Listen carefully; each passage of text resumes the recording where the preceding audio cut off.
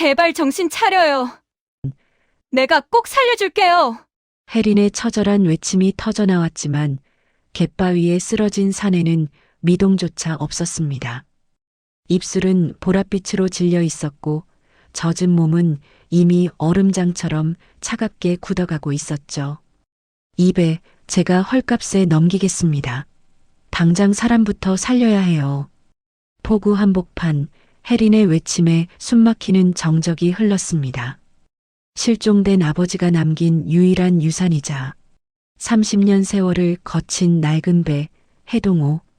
그것은 가난한 해녀 혜린에게 있어 전 재산이자 험한 바다에서 그녀를 지켜줄 유일한 목숨줄이었습니다.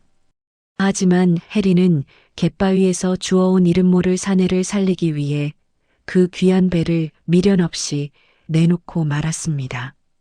희미하게 떠지는 눈꺼풀 사이 살고 싶다고 말하는 듯한 그 절박한 눈빛을 차마 외면할 수 없었기 때문입니다. 송장 하나 치우려고 밥줄을 끊어 미쳐도 단단히 미쳤군. 아버지의 배 대신 다 얼어 죽어가는 외지 남자를 택했다는 조롱 섞인 손가락질. 허나 혜린은 꿈에도 몰랐습니다.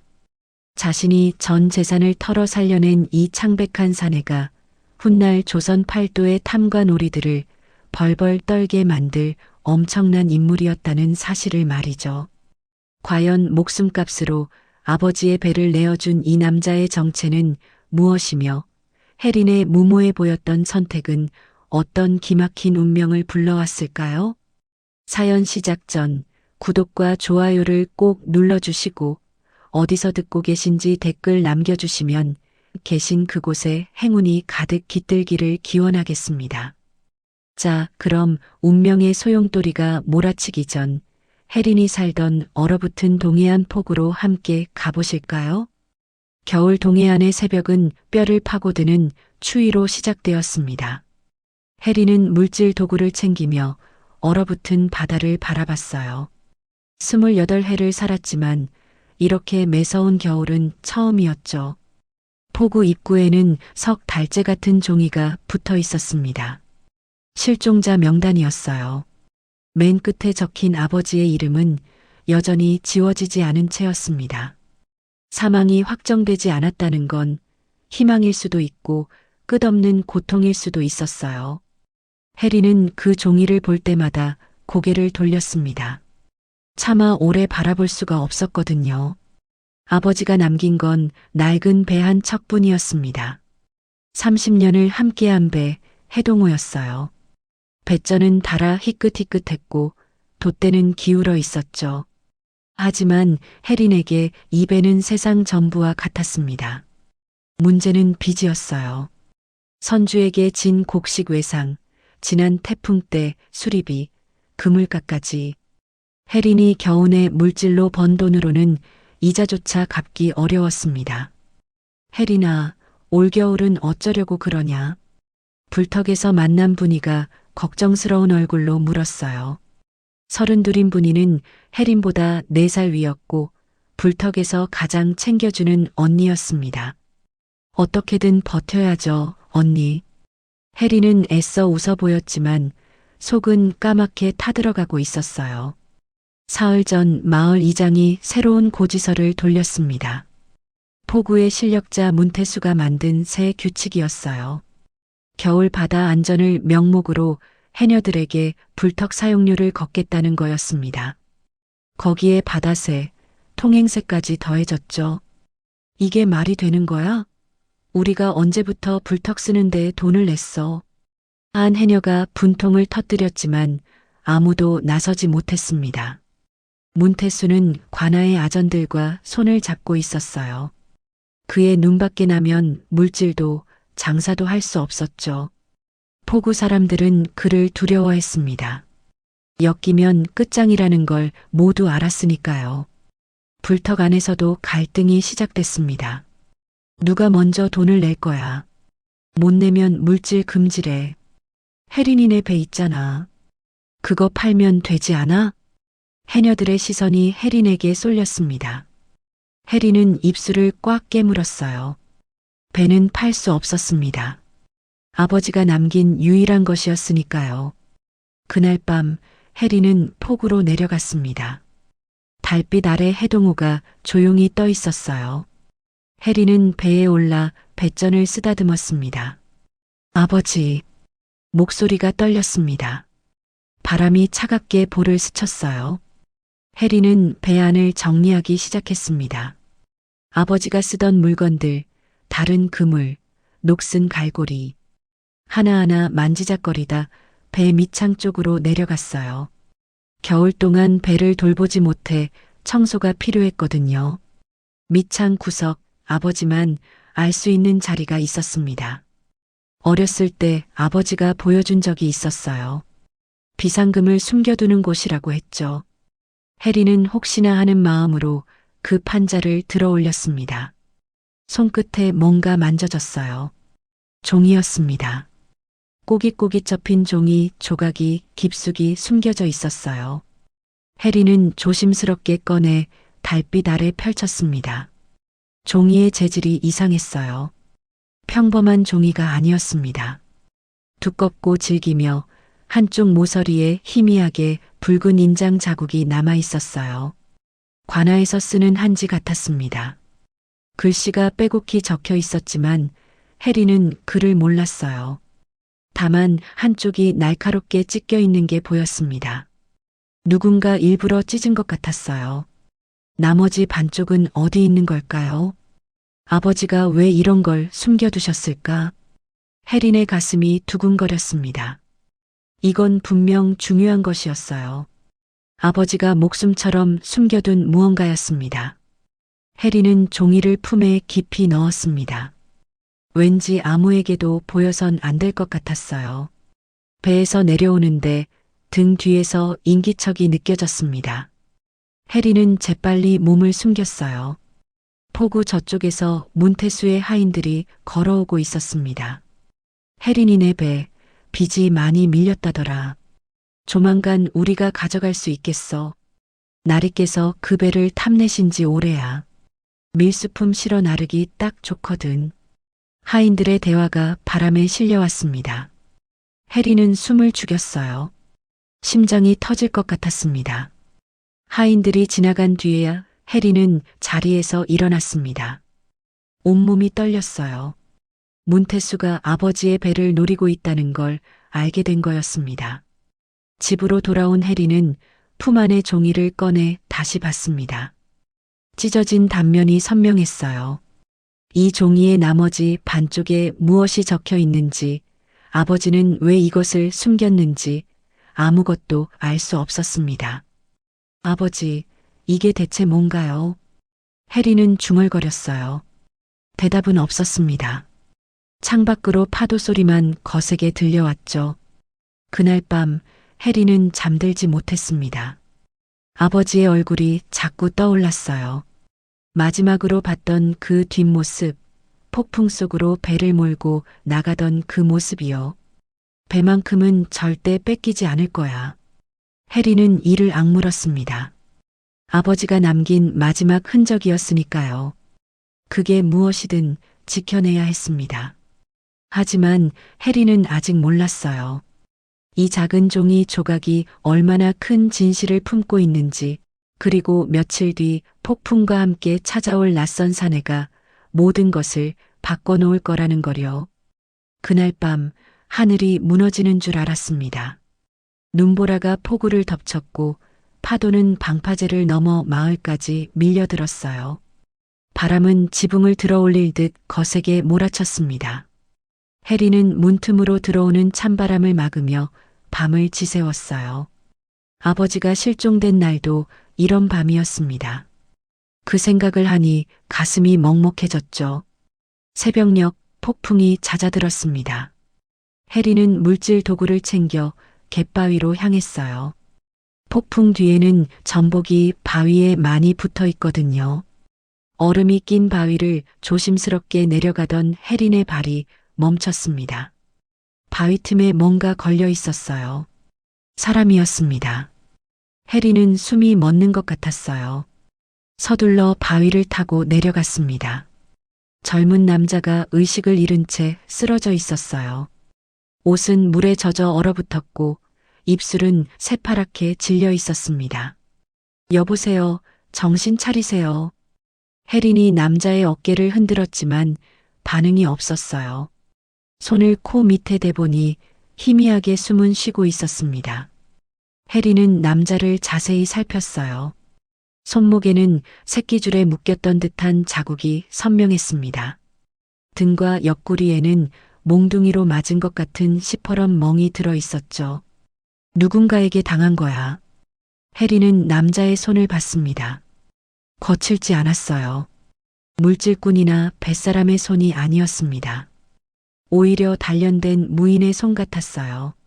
손가락 마디마디에 굳은 살이 박혀 있었는데 그물을 당기는 사람의 것과는 달랐습니다. 젖은 옷 사이로 속옷이 살짝 보였어요. 혜리는 눈을 의심했습니다. 비단이었어요. 평민이 입을 수 없는 고급 비단 속옷이었죠. 그리고 옷깃 안쪽에서 뭔가 단단한 것이 만져졌습니다.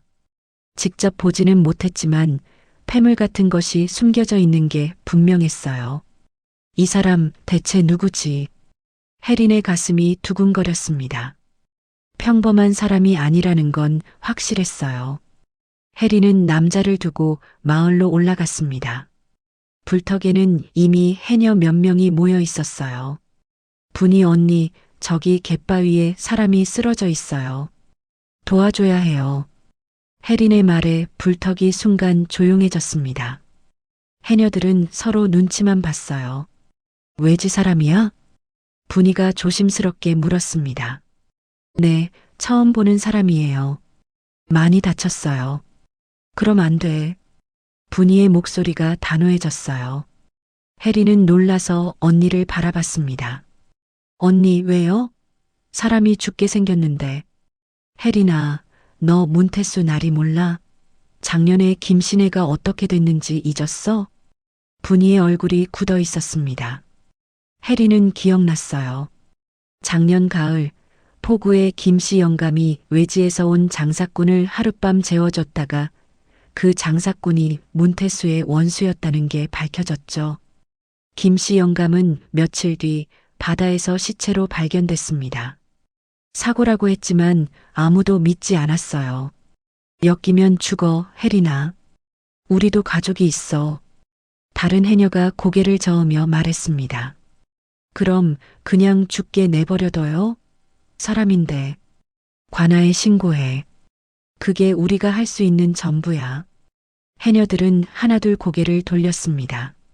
아무도 혜린의 편을 들어주지 않았어요. 혜린은 가슴이 답답해서 숨을 쉴 수가 없었습니다. 바로 그때 마을 어귀에서 말발굽 소리가 들렸어요. 문태수의 하인들이었습니다. 서너 명이 포구를 돌아다니며 사람들에게 물어보고 있었죠. 어젯밤에 누가 이 근처를 지나가지 않았소? 찾는 사람이 있소. 하인들의 목소리는 날카로웠습니다. 눈빛은 더 날카로웠어요.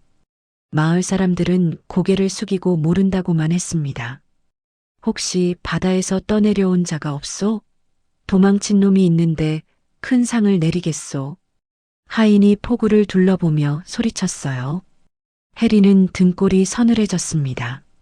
저들이 찾는 게 갯바위의 그 남자일지도 몰랐어요. 하인들이 지나간 뒤 불턱 안은 더 싸늘해졌습니다. 맞지, 혜리나. 저 사람들이 찾는 게 내가 본 남자야. 분이가 낮은 목소리로 말했어요. 숨기면 우리 다 죽어. 제발 정신 차려. 혜리는 아무 말도 할 수 없었습니다. 돌아서서 불턱을 나왔어요. 다시 갯바위로 내려갔습니다. 남자는 여전히 그 자리에 있었어요. 아무도 거들떠보지 않은 채로요. 파도가 점점 가까이 밀려오고 있었습니다. 이대로 두면 물에 쓸려갈 거였어요. 혜리는 한참을 서 있었습니다. 머릿속에서 분이의 말이 맴돌았어요. 엮이면 죽는다. 가족이 있다. 모른 척하라. 하지만 혜리는 고개를 저었습니다. 못해. 그냥 못 봐. 혜리는 남자를 업었어요. 생각보다 무거웠습니다. 축 늘어진 몸이 어깨를 짓눌렀죠. 비틀거리며 한 걸음씩 바위를 올라갔어요. 숨이 턱까지 찼습니다. 다리가 후들거렸어요. 하지만 멈출 수 없었습니다. 집까지 가는 길은 멀었어요. 마을 사람들이 힐끔힐끔 쳐다봤지만 아무도 도와주지 않았습니다. 오히려 피하듯 고개를 돌렸죠. 해리는 이를 악물고 걸었어요. 집 뒤쪽 허창고로 남자를 옮겼습니다. 해녀 장비를 보관하는 곳이라 좁았지만 바람은 막을 수 있었어요. 해리는 얼어붙은 옷을 벗기고 마른 담요를 덮어줬습니다. 옷을 벗기다가 다시 한번 확인했어요. 속옷은 분명 비단이었습니다. 그리고 옷깃 안쪽에 숨겨진 것은 작은 주머니였어요. 열어보진 않았지만 단단하고 차가운 것이 만져졌습니다. 쇠붙이 같았어요. 이건 건드리면 안 돼. 해리는 그 주머니를 원래대로 접어 남자의 품에 넣어뒀습니다. 불을 피우려 했지만 장작이 부족했어요. 해리는 폭으로 가서 그물 손질 품삯으로 장작을 외상으로 얻어왔습니다. 돌아와 불을 피우자 창고 안이 조금씩 따뜻해졌어요. 저녁 무렵 남자가 신음을 냈습니다. 눈꺼풀이 떨리더니 간신히 눈을 떴어요. 초점 없는 눈동자가 천천히 해린을 향했습니다. 여기 어디냐? 목소리는 쉬어 있었지만 말투가 달랐어요. 평민의 말투가 아니었습니다. 어딘가 단정하고 또렷한 느낌이었죠. 동해안 포구예요. 갯바위에서 쓰러져 계셨어요. 해린이 대답하자 남자는 눈을 감았어요. 그리고 거의 들리지 않는 목소리로 중얼거렸습니다. 살았구나. 그 말을 끝으로 남자는 다시 의식을 잃었습니다. 해리는 물수건으로 그의 이마를 닦아줬어요. 이 사람은 누구지? 왜 쫓기고 있는 거지? 궁금했지만 물어볼 수 없었습니다. 지금 중요한 건 살리는 거였으니까요. 그날 밤 해리는 창고 옆 방에서 잠을 청했어요. 하지만 쉽게 잠들 수 없었습니다. 자정쯤이었을까요? 밖에서 발소리가 들렸어요. 한 명이 아니었습니다. 여러 명이 집 주변을 밟고 지나가는 소리였죠. 창호지가 흔들렸습니다. 누군가 창문 가까이 서 있는 것 같았어요. 해리는 숨을 죽였습니다. 심장이 귀까지 뛰었죠. 여기도 없어. 다음 집 가보자. 낮은 목소리가 들렸습니다. 문태수의 하인들이었어요. 발소리가 점점 멀어졌습니다. 한참 뒤에야 조용해졌어요. 해리는 이불을 꽉 움켜쥐었습니다. 온몸이 땀으로 젖어 있었어요. 그들이 찾고 있어. 이 사람을. 무서웠습니다. 하지만 이상하게도 후회는 되지 않았어요. 저 사람을 그냥 두고 왔다면 평생 잠을 못 잤을 거였습니다. 해리는 창고 쪽을 바라봤어요. 남자의 거친 숨소리가 희미하게 들렸습니다. 꼭 살려야 해. 무슨 일이 있어도. 해리는 그렇게 다짐하며 밤을 지새웠습니다. 새벽이 밝아올 때까지 단 한순간도 눈을 붙이지 못했어요. 사흘이 지났습니다. 남자의 상태는 나아지지 않았어요. 열은 오르락 내리락 했고 기침은 점점 심해졌습니다. 가끔 정신이 들어도 금세 다시 쓰러졌죠. 해리는 더 이상 미룰 수 없었습니다. 의원을 불러야 했어요. 새벽 해리는 마을 의원을 찾아갔습니다. 의원은 해린의 얼굴을 보자마자 인상을 찌푸렸어요. 해린이 아니냐?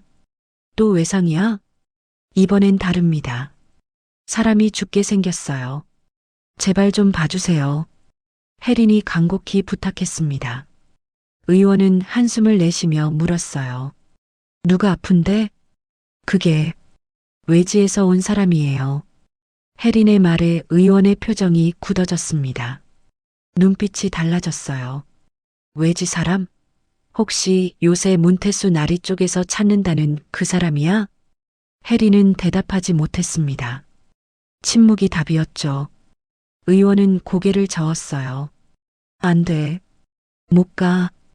의원님, 사람이 죽게 생겼다니까요. 내가 뭘 어쩌겠어. 문태수 날이 눈밖에 나면 나도 끝이야. 의원의 목소리가 낮아졌습니다. 주위를 살피며 속삭이듯 말했어요. 작년에 옆마을 의원이 어떻게 됐는지 알아? 문태수 나리가 싫어하는 사람 치료해줬다가 약방 문 닫았어. 가족들 다 쫓겨났고 혜리는 할 말을 잃었습니다. 문태수의 그림자가 포구 전체를 덮고 있었어요. 그래도 제발이요. 돈은 드릴게요. 혜린이 다시 애원했습니다. 의원은 잠시 망설이다 입을 열었어요. 좋아.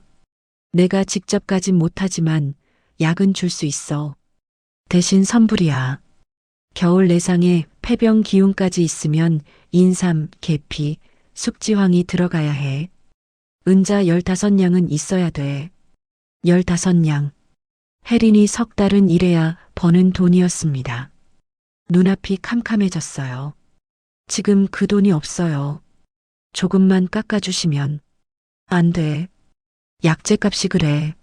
없으면 어쩔 수 없어. 의원은 단호했습니다. 혜리는 집으로 돌아와 있는 것을 다 뒤졌어요.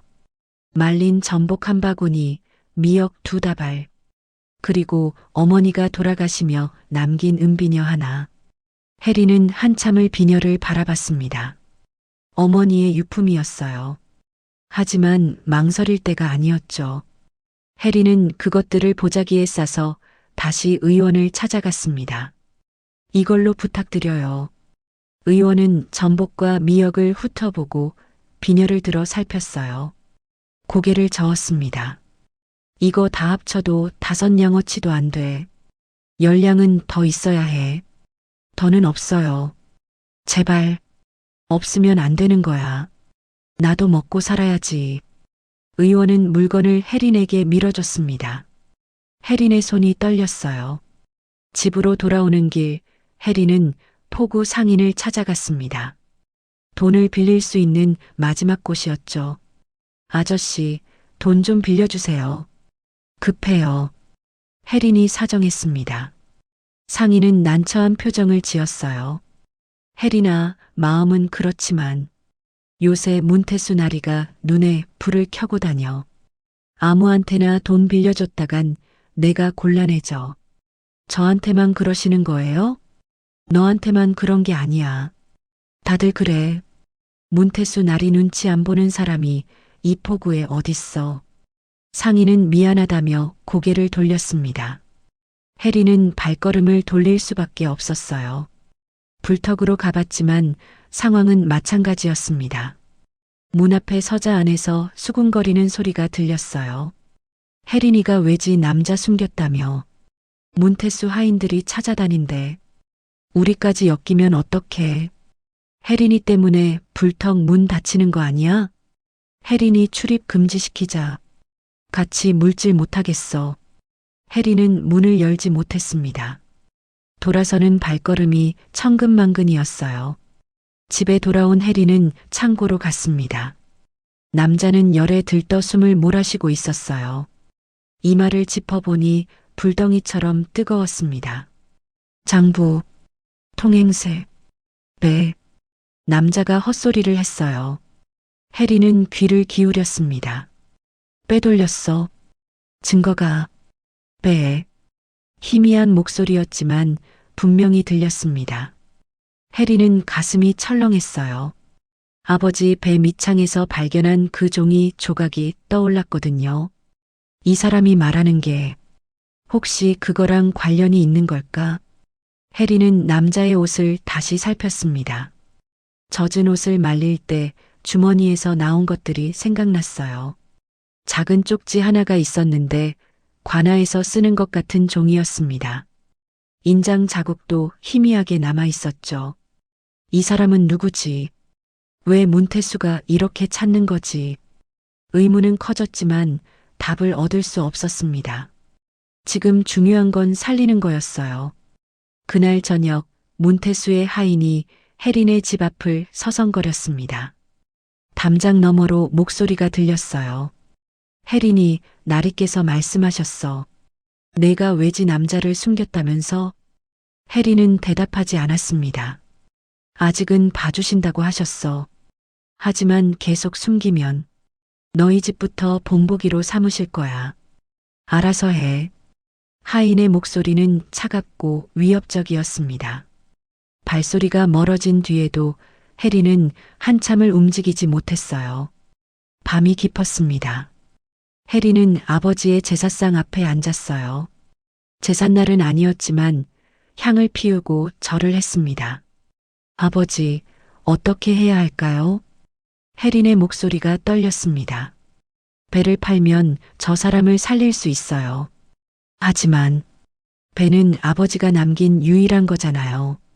눈물이 주르르 흘러내렸습니다. 혜린은 고개를 떨구고 한참을 울었어요. 그날 밤 혜린은 꿈을 꿨습니다. 아버지가 나타났어요. 바다 위에 서서 혜린을 바라보고 있었습니다. 입을 열었지만 소리는 들리지 않았어요. 다만 입모양은 읽을 수 있었습니다. 사람이 먼저다. 혜린은 눈을 떴습니다. 새벽이었어요. 창밖으로 희미한 빛이 들어오고 있었습니다. 꿈이었지만 아버지의 목소리가 귀에 맴돌았어요. 사람이 먼저다. 아버지라면 그렇게 말했을 거였습니다.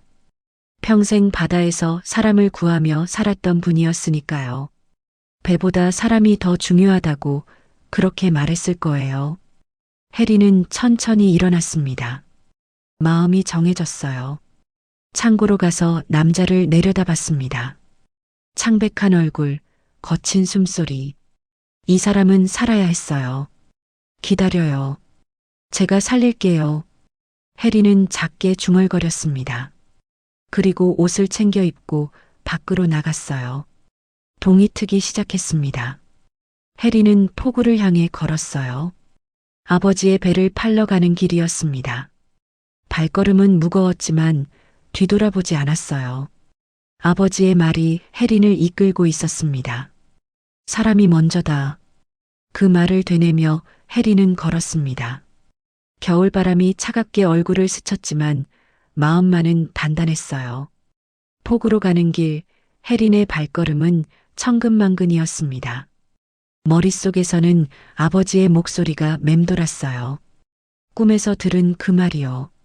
사람이 먼저다. 배가 메어 있는 곳에 도착했습니다. 해동호가 아침 햇살을 받으며 물 위에 떠 있었어요. 혜린은 배에 올라 뱃전을 쓰다듬었습니다. 아버지, 죄송해요. 목소리가 떨렸습니다. 손끝으로 배의 이름이 새겨진 곳을 만졌어요. 해동호라는 세 글자가 선명했습니다. 아버지가 직접 새긴 글씨였죠. 혜린은 그 글씨를 한자 한자 쓰다듬었습니다. 희은 자의 굵은 획, 디귿 자의 둥근 모서리. 아버지의 손길이 그대로 남아있는 것 같았어요. 입에 판다며? 뒤에서 목소리가 들렸습니다. 돌아보니 문태수의 수아가 서 있었어요. 키가 크고 눈매가 날카로운 사내였습니다. 언제 왔는지 모르게 다가와 있었죠. 소문이 벌써 퍼졌군요. 혜린이 배에서 내리며 말했습니다. 수아는 배를 위아래로 훑어보며 입꼬리를 올렸어요. 나리께서 이 배를 눈여겨보셨지. 내가 사주마. 얼마예요? 혜린이 물었습니다. 수아는 손가락을 펴보였어요. 은자 30냥. 혜린은 숨이 막혔습니다. 이 배는 아무리 낡았어도 50냥은 받아야 했어요. 30냥은 너무 적었습니다. 너무 적어요. 최소한 50냥은. 30년이나 된 낡은 배가 뭐가 대단하다고. 수아가 코웃음을 쳤습니다. 그나마 나리께서 좋게 봐주셔서 30냥이야. 싫으면 말고. 어차피 빚 때문에 곧 압류될 거 아니야? 혜린은 이를 악물었어요. 수아의 말이 맞았습니다. 빚을 갚지 못하면 어차피 배를 뺏길 거였어요. 차라리 지금 팔아서 돈이라도 손에 쥐는 게 나았습니다. 조건이 있어요. 혜린이 입을 열었습니다. 약값으로 쓸 거예요. 30냥 중에서 15냥은 지금 바로 줘야 해요. 약가? 누가 아픈데? 수아가 눈을 가늘게 떴습니다. 혜리는 대답하지 않았어요. 뭐 상관없지. 돈 받고 배 넘기면 끝이니까. 수아는 품에서 돈주머니를 꺼냈습니다. 은자를 세어 혜린의 손에 쥐어줬어요. 차가운 금속이 손바닥에 와닿았습니다. 자, 이제 배는 우리 거다. 수아가 배에 올라탔습니다. 혜린은 그 모습을 바라봤어요. 가슴이 찢어지는 것 같았습니다. 잠깐요. 혜린이 말했습니다. 수아가 돌아봤어요. 마지막으로 한 번만 만져봐도 될까요? 수아는 어이없다는 듯 웃었지만 고개를 끄덕였습니다. 혜린은 배에 다가가 뱃전에 손을 얹었어요. 해동호라는 글씨를 다시 한번 쓰다듬었습니다. 눈물이 볼을 타고 흘러내렸지만 소리내어 울지는 않았어요. 잘 있어, 해동호. 아버지한테 미안하다고 전해줘. 혜리는 속삭이듯 말하고 손을 뗐습니다. 돌아서는 순간 수아의 비아냥거리는 목소리가 등 뒤로 날아왔어요. 이제 배도 없으니 넌 해녀도 뱃사람도 아니네. 그냥 빈털털이 고하지.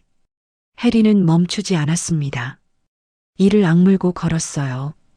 뒤에서 수아의 웃음소리가 들렸지만 돌아보지 않았습니다. 바로 그때였습니다. 포구 저쪽에서 고함 소리가 들렸어요. 배가 암초에 걸렸다. 사람 살려. 사람들이 우르르 달려갔습니다. 겨울 바다에서 배가 암초에 걸리면 순식간에 침몰할 수 있었어요. 혜린도 본능적으로 달려가려 했습니다. 하지만 발이 떨어지지 않았어요. 예전 같으면 배를 몰고 구조에 나섰을 거였습니다. 아버지도 그랬죠. 누군가 바다에서 위험에 처하면 가장 먼저 달려가던 사람이었어요. 그런데 이제는 배가 없었습니다. 혜리는 멀리서 구조 장면을 지켜볼 수밖에 없었어요. 다른 뱃사람들이 밧줄을 던지고 사람들을 끌어올렸습니다. 다행히 큰 부상자는 없었죠. 아까 배 팔았다며? 그래서 구조 못 나간 거야?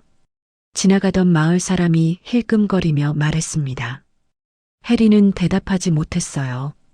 얼굴이 화끈거렸습니다. 혜리는 돈을 움켜쥐고 의원에게 달려갔습니다. 의원은 돈을 세어보더니 고개를 끄덕였어요. 됐어. 약 줄게. 의원이 약재를 싸주었습니다. 인삼, 계피, 숙지황이 든 약봉지였어요. 하루 3번 꼬박꼬박 다려 먹여. 일주일은 먹여야 효과가 있을 거야. 혜리는 약을 받아들고 집으로 향했습니다. 포구를 지나는데 문태수의 하인들이 모여 있었어요. 혜리는 본능적으로 몸을 숨겼습니다. 담벼락 뒤로 하인들의 대화가 들렸어요. 그자가 정말 이 근처에 있는 거 맞아? 나리께서 틀림없다 하셨어. 어디 숨었는지 찾아내야 해. 해녀 처자가 수상해. 갑자기 배까지 팔았잖아. 돈이 급하게 필요했다는 거지. 그 돈으로 뭘 했는지 알아봐야겠네. 혜리는 가슴이 쿵쾅거렸습니다. 저들이 찾는 게 창고에 숨긴 그 남자라는 걸 확신했어요. 그리고 자신이 의심받고 있다는 것도요. 혜리는 숨을 죽이고 천천히 자리를 벗어났습니다. 집에 도착하자마자 약을 다리기 시작했어요. 물이 끓고 약재에서 쓴 냄새가 올라왔습니다. 창고로 들어가자 남자는 여전히 누워 있었어요. 얼굴은 창백했지만 숨소리가 아까보다 조금 안정된 것 같았습니다. 일어나실 수 있어요? 혜린이 남자의 어깨를 가볍게 흔들었습니다. 남자가 눈을 떴어요. 초점이 흐렸지만 혜린을 알아보는 것 같았죠. 이거 드세요. 약이에요. 혜린이 남자의 머리를 받쳐들고 약을 먹였습니다. 남자는 눈을 찡그리며 약을 삼켰어요. 쓴맛에 얼굴을 찌푸렸지만 토하지는 않았습니다. 고맙습니다. 남자가 힘겹게 말했어요. 해리는 고개를 저었습니다. 말씀하지 마세요. 힘 아끼셔야 해요. 남자는 다시 눈을 감았습니다. 해리는 물수건으로 그의 이마를 닦아줬어요. 제발 살아나야 해. 배까지 팔았는데. 해리는 속으로 빌었습니다. 밤이 되자 불안이 엄습했어요. 창밖으로 사람들의 발소리가 들렸습니다. 몬테수의 하인들이 마을을 뒤지고 있는 게 분명했죠. 해리는 창고 문을 단단히 걸어 잠갔습니다. 등불도 끄고 어둠 속에 앉아 있었어요. 남자의 거친 숨소리만 들렸습니다. 발소리가 집 앞을 지나갔습니다. 멈추는가 싶더니 다시 멀어졌어요. 해리는 한참을 숨죽이고 있었습니다. 한참 뒤 남자의 이마를 짚어보니 열이 조금 내린 것 같았어요. 약이 듣기 시작한 거였습니다. 해리는 안도의 한숨을 쉬었습니다. 배를 판 보람이 있었어요. 창고 구석에 쪼그려 앉아 남자를 지켜봤습니다. 달빛이 창틈으로 스며들어 남자의 얼굴을 비쳤어요. 자세히 보니 이목구비가 뚜렷하고 단정했습니다. 이 사람은 누구지? 왜 이렇게까지 쫓기는 걸까? 궁금했지만 지금은 묻지 않기로 했어요. 살아나면 그때 물어봐도 늦지 않으니까요.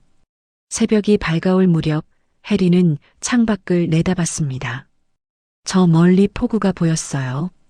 아버지의 배 해동호는 이미 문태수의 창고 쪽으로 옮겨졌을 거였습니다. 해린의 눈에서 눈물이 흘러내렸습니다. 아버지, 미안해요. 하지만 아버지라면 이해해 주시겠죠? 해리는 혼잣말을 했어요. 대답은 없었지만 가슴 한켠이 따뜻해지는 느낌이 들었습니다. 아버지가 허락해 주신 것 같았어요. 해리는 눈물을 닦고 일어났습니다. 약을 다시 다려야 했어요. 이 사람을 살리는 게 지금 해린이 할 수 있는 전부였으니까요. 일주일이 지나자 남자의 열이 완전히 내렸습니다. 얼굴에도 혈색이 돌기 시작했어요. 해린이 정성껏 다린 약이 효과를 본 거였죠. 어느 날 아침 해린이 창고 문을 열자 남자가 벌써 일어나 앉아 있었습니다. 등을 벽에 기대고 창밖을 바라보고 있었어요. 깨어나셨군요. 해린이 말하자 남자가 고개를 돌렸습니다. 눈빛이 맑았어요. 며칠 전 열에 들떠 헛소리하던 사람과는 달라 보였습니다. 남자가 천천히 몸을 일으키려 했어요. 해린이 다가가 부축하려 하자 남자가 손을 들어 정중히 막았습니다. 괜찮습니다. 이제 혼자 설 수 있습니다. 남자는 비틀거리면서도 스스로 일어섰어요. 그리고 해린을 향해 허리를 깊이 숙였습니다. 은혜를 입었습니다. 목숨을 구해주셔서 감사드립니다. 목소리는 낮고 차분했어요. 말투가 단정하고 또렷했습니다. 평범한 사람의 인사가 아니었죠. 저는 석염이라 합니다. 떠돌이 문객입니다. 남자가 자신을 소개했어요. 해리는 고개를 끄덕였지만 믿기 어려웠습니다. 떠돌이치고는 손이 너무 깨끗했고 몸가짐이 너무 반듯했거든요. 석염은 그날부터 조금씩 움직이기 시작했습니다. 창고에만 있을 수 없다며 해린의 일을 거들겠다고 했어요. 아직 몸이 안 좋으신데 가만히 누워만 있으면 오히려 몸이 굳습니다.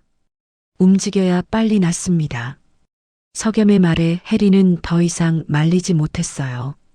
처음에는 그물을 손질했습니다. 해린이 놀란 건 석염의 손놀림이었어요. 그물코를 묶는 손이 어색했습니다. 몇 번이나 매듭을 풀었다 다시 묶었죠. 뱃사람이면 저렇게 서툴 리가 없는데. 해리는 의아했지만 모른 척했어요. 이튿날은 장작을 팼습니다. 도끼를 잡는 손은 조심스러웠지만 힘은 있었어요. 2시간 만에 열흘치 장작을 다 팼습니다. 땀을 흘리며 일하는 석염의 모습에서 해리는 다시 한번 확신했어요. 이 사람 평범한 문객이 아니야. 사흘째 되는 날 석염은 우물가에서 얼음을 깨며 물을 길었습니다. 마을 사람들이 힐끔힐끔 쳐다봤지만 석염은 아랑곳하지 않고 묵묵히 일했어요. 그날 저녁이었습니다. 해리는 관아에서 온 고지서를 들고 한숨을 쉬었어요. 글을 모르니 무슨 내용인지 알 수가 없었죠. 뭐가 적혀 있는지 모르겠어요.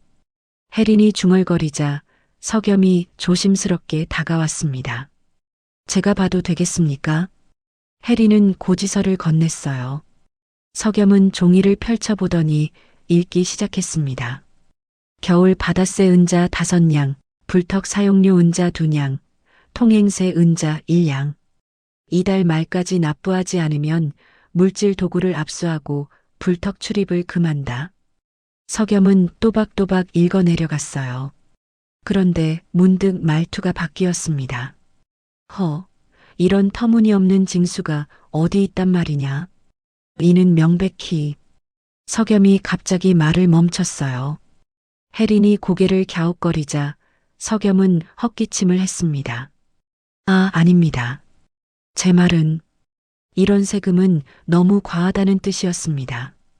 석염의 얼굴이 살짝 붉어졌어요.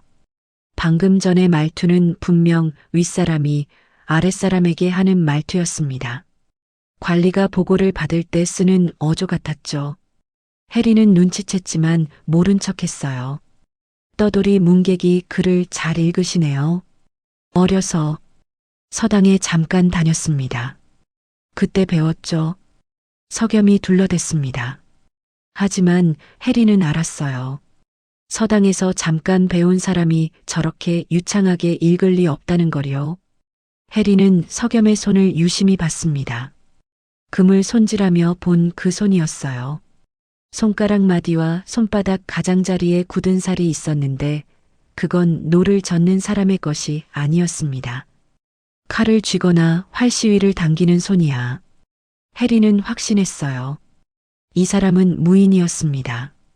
그것도 아무나 배울 수 없는 무예를 익힌 사람이었죠. 그날 밤 포구에서 소문이 퍼졌습니다. 관아에서 누군가 내려와 조사를 한다는 얘기였어요.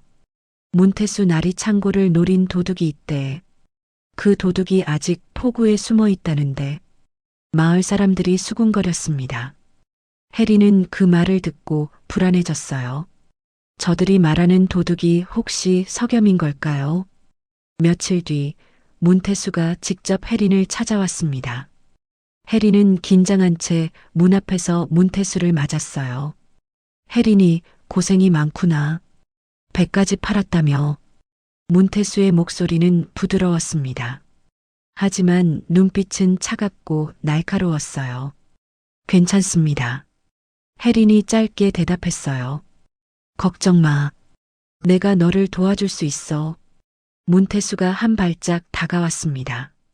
해녀들 대표로 서서 우리 편에만 서면 배값도 더 얹어주고 세금도 깎아줄 수 있지. 어때? 문태수의 제안이었습니다. 해리는 고개를 저었어요. 괜찮습니다. 저는 그냥 조용히 살고 싶어요. 조용히? 외지 남자 숨겨놓고?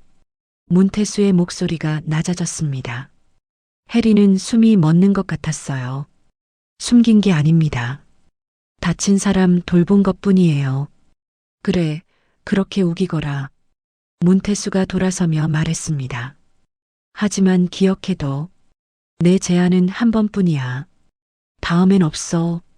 문태수가 떠난 뒤 해리는 그 자리에 주저앉았어요. 온몸에 힘이 풀렸습니다. 그날 저녁 해리는 창고로 갔습니다. 석염은 창가에 서서 밖을 내다보고 있었어요. 달빛 아래 그의 옆모습이 고요했습니다. 왜 여기 오신 거예요? 해린이 물었습니다. 석염은 돌아봤어요. 잠시 침묵이 흘렀습니다. 말씀드릴 수 없습니다. 하지만 곧 떠날 겁니다. 떠나신다고요? 해린의 목소리가 떨렸습니다. 이대로 있으면 해린 낭자에게 피해만 됩니다. 저한테 피해라뇨? 전 괜찮아요. 괜찮지 않습니다. 석염이 단호하게 말했어요. 저 때문에 배를 팔았다면서요. 혜리는 놀랐습니다. 석염이 알고 있었어요. 누가 그랬어요? 의원에게 약을 받아올 때 들었습니다. 혜린 낭자가 배를 팔아 약값을 마련했다고. 석염의 목소리가 무거워졌어요. 아버지의 배였다면서요. 혜린은 대답하지 못했습니다. 석염은 천천히 혜린 앞에 무릎을 꿇었어요. 무엇으로 이 은혜를 갚아야 할지 모르겠습니다. 일어나세요. 이러실 필요 없어요. 혜린이 당황해서 말했습니다. 하지만 석염은 일어나지 않았어요. 제 목숨이 그 배보다 무거울지 모르겠습니다. 석염의 목소리가 떨렸습니다. 고개를 숙인 그의 어깨가 작게 흔들렸어요. 아버지의 유산을 팔아 저 같은 자를 살려주시다니. 이 은혜는 평생 갚겠습니다. 혜리는 가슴이 뭉클했어요. 눈물이 날 것 같았습니다. 일어나세요. 저는 후회 안 해요. 혜린이 석염의 팔을 잡아 일으켰습니다. 아버지라면 그렇게 하셨을 거예요. 사람이 먼저라고 그렇게 말씀하셨을 거예요. 석염은 천천히 일어났습니다.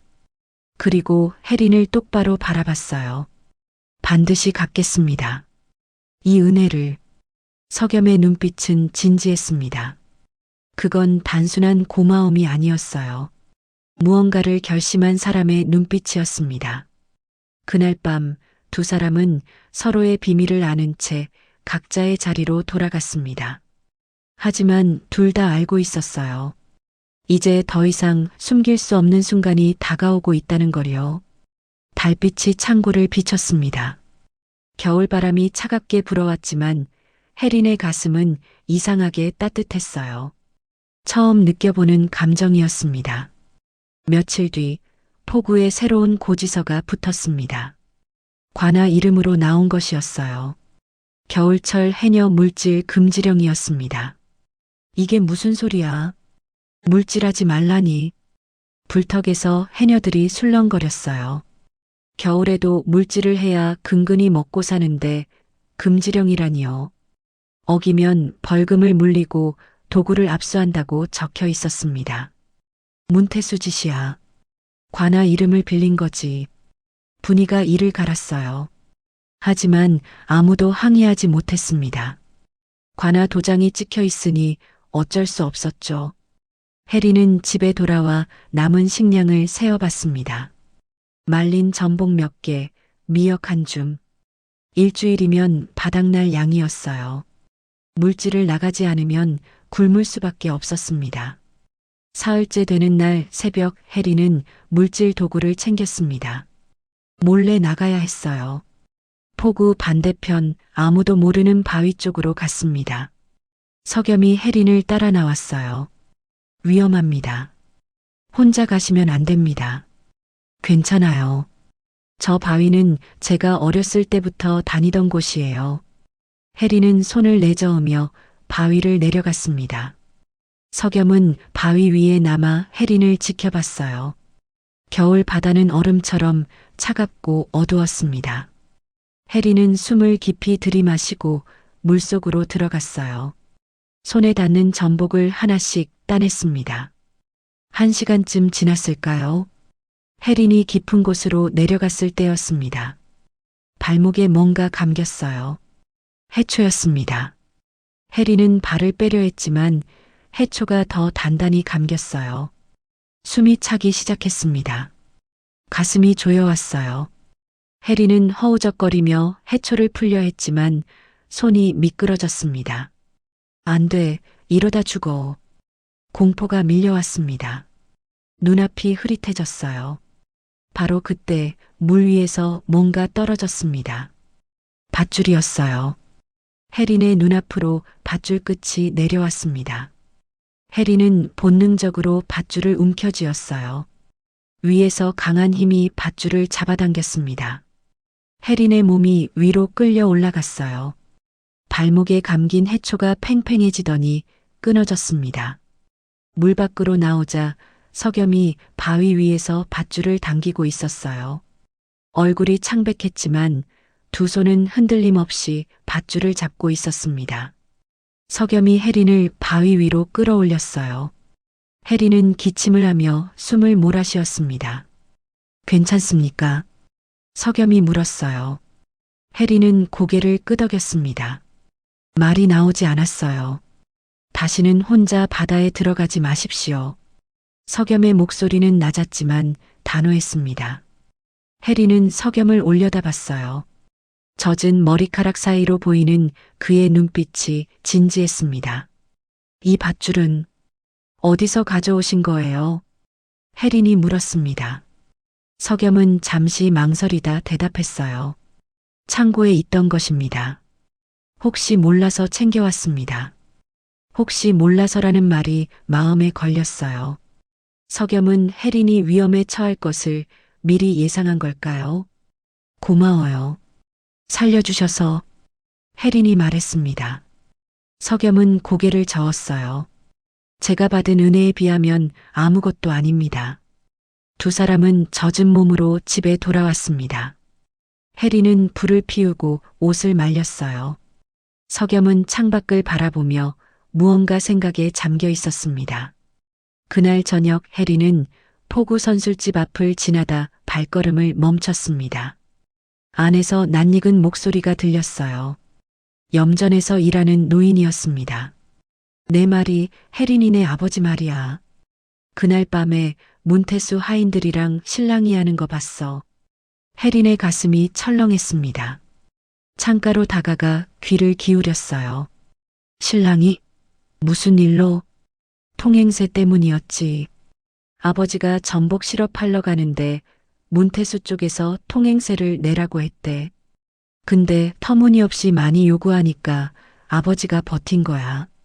그래서 그날 밤 폭풍이 몰아쳤잖아. 그 뒤로 아버지는 안 돌아왔어.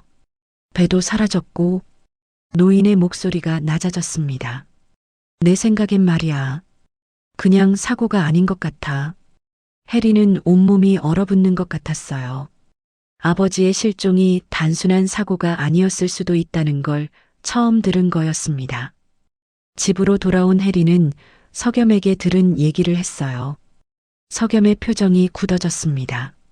문태수의 창고를 봐야겠습니다. 석염이 말했어요. 혜린은 놀랐습니다. 창고요? 왜요? 그자가 무슨 짓을 했는지 증거가 거기 있을 겁니다. 석염의 눈빛이 날카로워졌어요. 혜린은 가슴이 두근거렸습니다. 저도 같이 갈게요. 위험합니다. 제 아버지 일이에요. 저도 알아야 해요. 혜린은 물러서지 않았어요.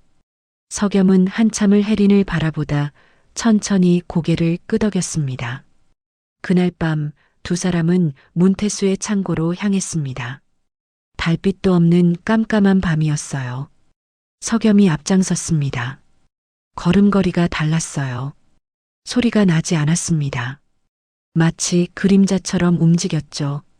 창고 근처에 도착하자 석염이 손을 들어 혜린을 멈춰 세웠어요. 잠시 기다리십시오. 석염은 주위를 살폈습니다. 그리고 낮은 목소리로 말했어요. 하인 2명이 창고 앞을 지키고 있습니다. 곧 교대할 겁니다. 그때 움직입시다. 어떻게 아세요? 혜린이 물었어요. 석염은 대답 대신 손가락으로 창고 쪽을 가리켰습니다. 저기 보십시오. 왼쪽 하인이 자꾸 하품을 합니다. 교대 시간이 가까워 졸린 겁니다. 오른쪽 하인은 계속 뒤를 돌아봅니다. 교대할 사람을 기다리는 거죠. 혜린은 놀랐어요. 석염은 단 몇 분 만에 하인들의 행동을 읽어낸 거였습니다. 문객이 이런 것도 아세요? 혜린의 물음에 석염은 잠시 입을 다물었어요. 살다 보면 배우게 됩니다. 둘러대는 대답이었지만 혜린은 더 이상 묻지 않았어요. 얼마 뒤 다른 하인들이 와서 교대했습니다. 석염의 예상대로였어요. 교대하는 동안 잠깐의 틈이 생겼습니다. 지금입니다. 석염이 속삭였어요. 두 사람은 재빨리 창고 뒤편으로 돌아갔습니다. 창고 벽에 작은 틈이 있었어요. 안을 들여다볼 수 있었습니다. 창고 안에는 소금 더미가 쌓여 있었어요. 하지만 그것만이 아니었습니다. 비단 보따리, 낯선 상자들, 그리고 칼과 창 같은 무기들이 보였죠. 저게 다 뭐예요? 혜린이 속삭였습니다. 석염은 눈을 가늘게 뜨고 창고를 살폈어요. 밀수품입니다. 관가에 신고해야 할 물건들이에요. 그리고 저 무기들은 민간인이 가질 수 없는 것들입니다. 그럼 문태수가 몰래 거래를 한 거예요? 그렇습니다. 통행세라는 명목으로 배를 검사하고 원하는 물건은 빼돌린 겁니다. 저항하는 자는 석염이 말을 멈췄어요. 혜리는 가슴이 조여왔습니다. 아버지도 그래서 당한 거예요? 석염은 대답 대신 혜린을 돌아봤습니다. 그 눈빛이 모든 걸 말해주고 있었어요. 혜린은 눈물이 날 것 같았지만 참았습니다. 지금 울 때가 아니었어요. 바로 그때 창고 문이 열리는 소리가 들렸습니다. 문태수의 하인들이 나오고 있었어요. 내일 새벽에 포졸 데리고 혜린이 집을 뒤지자. 그 외지 남자를 꼭 찾아야 해. 나리께서 단단히 화나셨어. 빨리 처리 안 하면 우리도 무사하지 못해. 하인들의 대화가 들렸습니다. 혜린과 석염은 숨을 죽였어요. 하인들이 멀어진 뒤 석염이 혜린의 손을 잡고 조용히 자리를 떴습니다. 집으로 돌아오는 길 혜린은 온몸이 떨렸어요. 내일 어떻게 해요? 혜린의 물음에 석염은 잠시 생각하다 입을 열었습니다. 제가 더 이상 숨을 수 없을지도 모릅니다. 석염의 목소리는 무거웠어요. 하지만 눈빛은 흔들리지 않았습니다. 무언가 결심한 사람의 눈빛이었습니다. 제가 혜린 낭자를 지키겠습니다.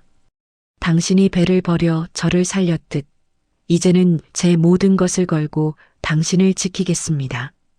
석염의 말에 혜린은 가슴이 뜨거워졌어요. 밤은 깊어갔고 내일은 모든 게 달라질 거라는 걸 두 사람 모두 알고 있었습니다. 폭풍 전야의 고요함이었어요. 새벽이 밝기 전 혜린의 집 문을 두드리는 소리가 들렸습니다. 쿵쿵쿵. 거칠고 다급한 소리였어요. 혜린은 벌떡 일어나 문 쪽을 바라봤습니다. 혜린이 문 열어. 문태수 나리께서 부르셔. 하인의 목소리였어요. 혜린은 떨리는 손으로 옷을 여미고 밖으로 나갔습니다. 석염은 이미 창고 깊숙이 몸을 숨긴 뒤였어요. 문태수가 마당에 서 있었습니다. 뒤에는 하인 대여섯 명이 도열해 있었어요. 새벽 어스름 속에서 그들의 눈빛이 차갑게 빛났습니다. 이른 아침부터 무슨 일이십니까? 혜린의 목소리는 떨렸지만 고개를 들고 문태수를 마주봤어요. 혜린아, 나는 원래 너를 좋게 봤어. 문태수가 천천히 다가왔습니다. 아버지도 참 고든 분이셨지. 고집이 세서 탈이었지만 그 말에 혜린은 이를 악물었어요. 아버지를 그렇게 만든 게 누군데 저런 말을 하는 건지. 하지만 참았습니다. 오늘은 마지막 기회를 주러 왔어. 문태수가 품에서 돈주머니를 꺼냈어요. 묵직해 보였습니다. 내가 팔았던 배, 그 배를 돌려주마. 거기에 은자 20냥을 더 얹어주지. 혜린의 눈이 커졌어요. 대신 조건이 있어. 내가 숨기고 있는 그 외지 남자를 내게 넘겨. 혜린은 온몸이 얼어붙는 것 같았습니다. 문태수는 처음부터 다 알고 있었어요. 못하겠습니다. 혜린의 대답은 단호했어요. 문태수의 얼굴에서 웃음이 사라졌습니다. 생각 좀 해봐. 배도 돌려받고 돈도 받고 너는 편하게 살 수 있어. 그 남자 하나 때문에 내 인생을 버릴 거야? 그 사람은 제가 살린 사람입니다. 혜린이 고개를 들었어요. 배를 팔아서까지 살린 사람이에요. 그런 사람을 팔 수는 없어요. 참 고집도 아버지를 닮았구나. 문태수가 코웃음을 쳤습니다. 좋아. 내가 그렇게 나온다면 나도 방법이 있지. 문태수가 돌아서며 말했어요. 오늘부터 불턱을 봉쇄한다. 해녀들 누구도 물질을 못하게 할 거야. 내가 그 남자를 넘길 때까지. 해리는 숨이 막혔습니다. 불턱이 봉쇄되면 해녀들은 모두 굶게 돼요. 겨울에 물질을 못하면 살 수가 없었습니다. 그건 저 때문이 아니에요. 다른 사람들은 죄가 없잖아요. 내가 그렇게 만든 거야. 남자를 넘기면 풀어주지. 문태수는 차갑게 웃으며 떠났습니다. 해리는 그 자리에 주저앉았어요. 손이 떨렸습니다. 그날 오후 정말로 불턱이 봉쇄됐습니다. 문태수의 하인들이 불턱 입구를 막고 서서 해녀들의 출입을 막았어요. 혜린이가 외지 남자를 넘길 때까지 물질 금지다. 문태수 날이 명령이야. 해녀들 사이에서 술렁임이 일었습니다. 분노의 눈빛들이 혜린에게 쏠렸어요. 혜린은 불턱으로 향했습니다. 해녀들에게 사정을 설명하고 싶었어요. 하지만 불턱 문 앞에서 발걸음이 멈췄습니다. 안에서 목소리가 들렸거든요. 혜린이 때문에 우리가 다 죽게 생겼어. 날카로운 목소리였어요. 젊은 해녀 중 하나였습니다. 외지 남자 하나 때문에 포구 전체가 굶어야 해? 말이 돼? 맞아. 혜린이가 저러는 바람에 우리 애들이 굶고 있어. 또 다른 목소리가 거들었어요. 혜린이를 몰아내자. 그래야 우리라도 살지. 혜린은 가슴이 무너지는 것 같았습니다. 함께 바다에 들어가던 사람들이었어요. 추운 겨울을 함께 버텨온 동료들이었습니다. 그때 분이의 목소리가 들렸어요. 잠깐 다들 진정해. 분이가 끼어들었습니다. 혜리는 속으로 안도했어요. 분이 언니라면 자기 편을 들어줄 거라고 생각했죠. 하지만 분이의 다음 말은 달랐습니다. 나도 혜린이 편을 들 수가 없어. 혜리는 귀를 의심했어요. 우리 막내가 사흘째 죽만 먹고 있어. 젖먹이인데 내 젖도 안 나와. 물질을 못하니까 먹을 게 없어서. 분이의 목소리가 떨렸습니다. 분이 언니의 고통이 느껴졌습니다. 그건 배신이 아니었어요. 생존이었습니다. 혜린이를 희생양으로 삼자. 누군가 말했어요. 우리가 함께 나서서 혜린이가 나쁜 짓을 했다고 문태수 나리께 말하는 거야. 그럼 나리도 우리는 봐주실 거 아니야. 그래, 어차피 혜린이 하나만 희생하면 끝나는 일이야. 해녀들의 목소리가 하나둘 모였습니다. 혜린은 더 이상 듣고 있을 수 없었어요. 문을 밀고 들어갔습니다. 불턱 안이 순간 조용해졌어요. 모두가 혜린을 바라봤습니다. 다들 그렇게 생각해요? 혜린의 목소리가 떨렸어요. 저는 잘못한 게 없어요. 그냥 죽어가는 사람 하나 살린 것뿐이에요. 아무도 대답하지 않았습니다. 해녀들은 고개를 돌렸어요. 혜린은 분이를 바라봤습니다. 분이는 혜린의 눈을 피했어요. 눈가가 붉어져 있었습니다. 언니, 미안해, 혜린아. 분이가 고개를 숙였어요.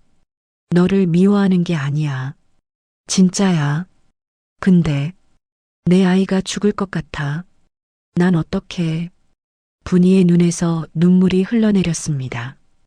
혜린도 울고 싶었어요. 하지만 울면 안 됐습니다. 알았어요. 혜린이 천천히 입을 열었어요. 저는 혼자 버틸게요. 여러분은 제 걱정 마세요. 혜린은 돌아섰습니다. 불턱 문을 나서는 발걸음이 천근만근이었어요. 혜린아. 뒤에서 분이가 불렀습니다. 혜린은 멈추지 않았어요. 돌아보면 울 것 같았거든요.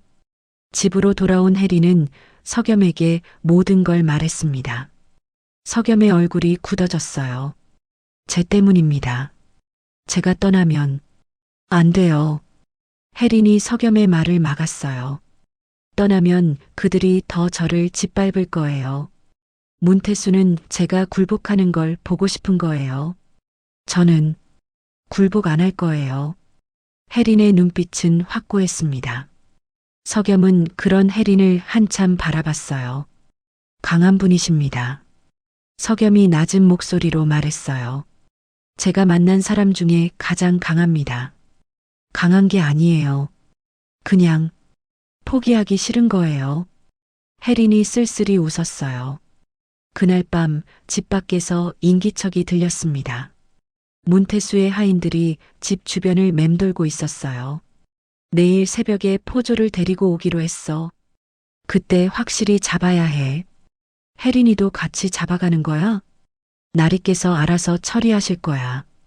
하인들의 대화가 들렸습니다. 혜린은 석염의 손을 꽉 잡았어요. 석염도 혜린의 손을 감싸 쥐었습니다. 무섭지 않으십니까? 석염이 물었어요. 혜린은 고개를 저었습니다. 무서워요. 많이요. 하지만 후회는 안 해요. 당신을 살린 거 후회 안 해요. 혜린의 목소리가 떨렸지만 눈빛은 흔들리지 않았어요. 석염은 혜린을 똑바로 바라봤습니다. 그리고 천천히 입을 열었어요. 내일 제 정체를 밝히겠습니다. 정체요? 더 이상 숨을 수 없습니다. 숨어서 혜린 낭자만 고통받게 할 수는 없습니다. 석염의 목소리는 단단했어요. 당신은 대체 누구예요? 혜린이 물었습니다. 석염은 한참을 침묵했어요. 그리고 말했습니다. 내일이면 아시게 됩니다. 다만 한 가지만 약속드리겠습니다. 석염이 혜린의 손을 꼭 잡았어요. 무슨 일이 있어도 혜린 낭자를 지키겠습니다. 제 목숨을 걸고요. 혜린은 석염의 눈을 바라봤어요. 그 눈빛은 진지했습니다. 거짓이 없었어요. 저도요. 혜린이 대답했어요. 저도 당신을 지킬 거예요. 끝까지요. 밤은 깊어갔습니다. 두 사람은 서로의 손을 놓지 않았어요. 내일이면 모든 게 달라질 거라는 걸 알면서도 이 순간만큼은 함께였습니다. 창밖으로 별이 보였어요. 겨울 하늘의 차가운 별들이 두 사람을 내려다보고 있었습니다. 폭풍 전야의 고요함이었어요. 하지만 그 고요함 속에서 혜린은 이상하게 평온했습니다. 혼자가 아니라는 것만으로도 버틸 수 있을 것 같았어요. 새벽 멀리서 말발굽 소리가 들렸습니다. 한두 마리가 아니었어요. 여러 마리가 폭우로 몰려오고 있었습니다. 혜린은 창문 틈으로 내다봤어요. 문태수가 포졸 5~6명을 이끌고 마을로 들어오고 있었습니다. 횃불이 새벽 어둠을 갈랐어요. 석염 나리, 빨리 가야 해요. 혜린이 다급하게 말했습니다. 석염은 이미 준비를 마치고 있었어요.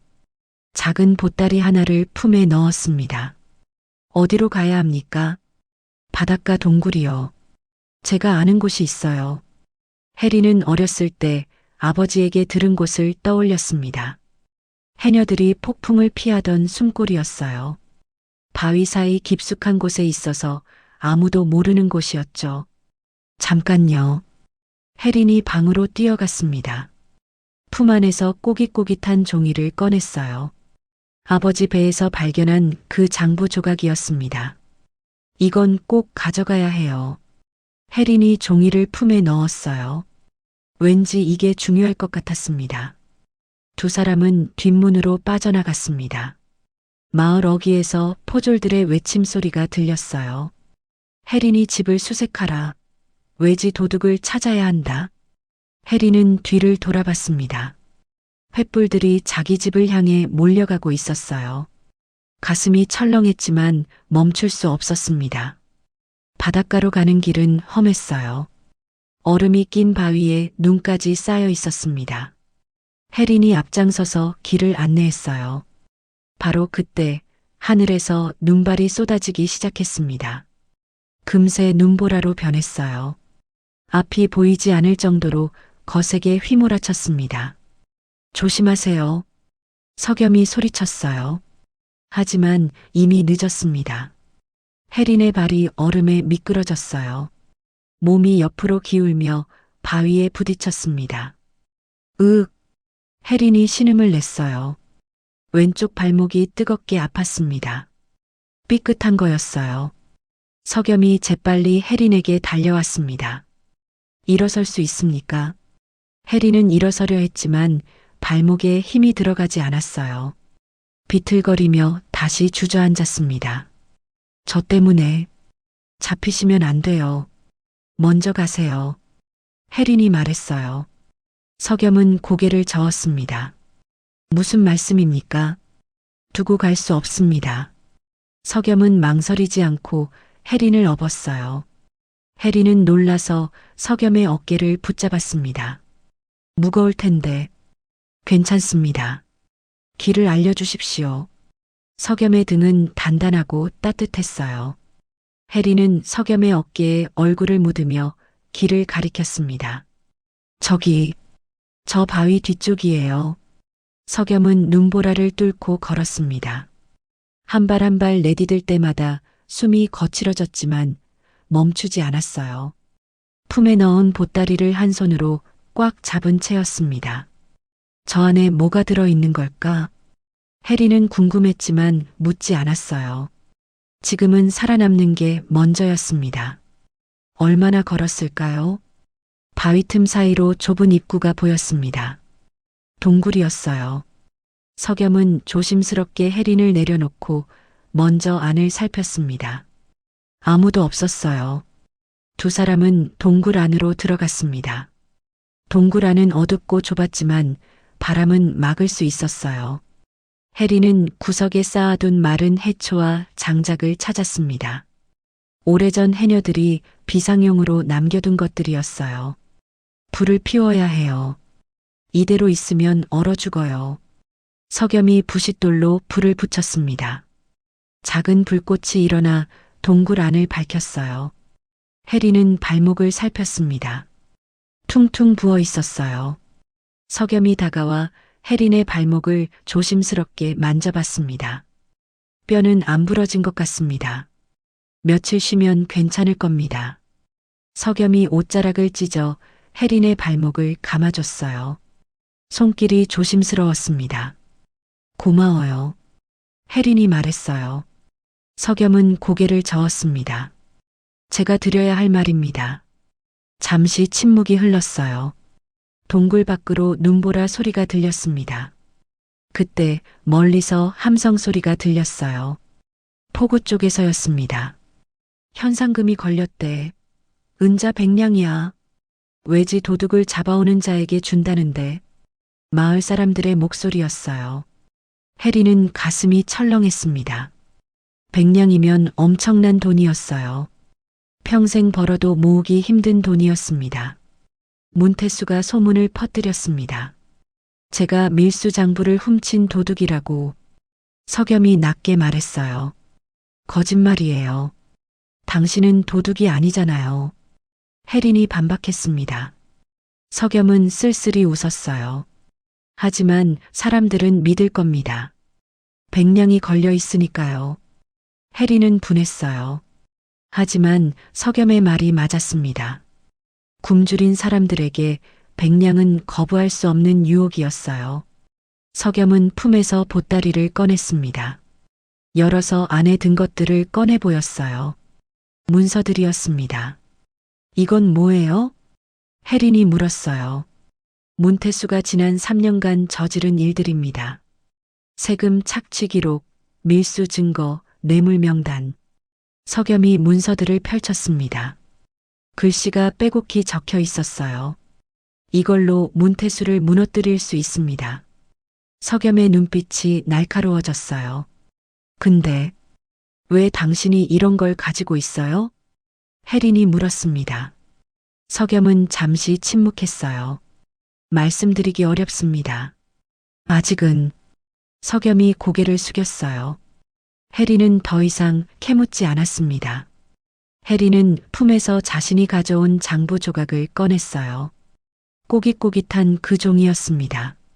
이건 아버지 배에서 발견한 거예요. 혹시 관련이 있을까요? 혜린이 종이를 석염에게 내밀었습니다. 석염은 그 종이를 받아 자세히 살폈어요. 찢어진 단면, 관아용 한지의 질감, 희미한 인장 자국. 석염의 눈이 커졌습니다. 이게 어디서 나온 겁니까? 아버지가 배 밑창에 숨겨뒀어요. 돌아가시기 전에 혜린이 대답했어요. 석염은 한참을 종이를 들여다봤습니다. 그리고 자신의 문서들과 비교해 봤어요. 이 조각이 어쩌면 마지막 열쇠가 될지도 모릅니다. 석염의 목소리가 떨렸어요. 무슨 뜻이에요? 아직은 확신할 수 없습니다. 하지만 석염이 혜린을 똑바로 바라봤어요. 이 종이를 꼭 가지고 계셔야 합니다. 무슨 일이 있어도 잃어버리시면 안 됩니다.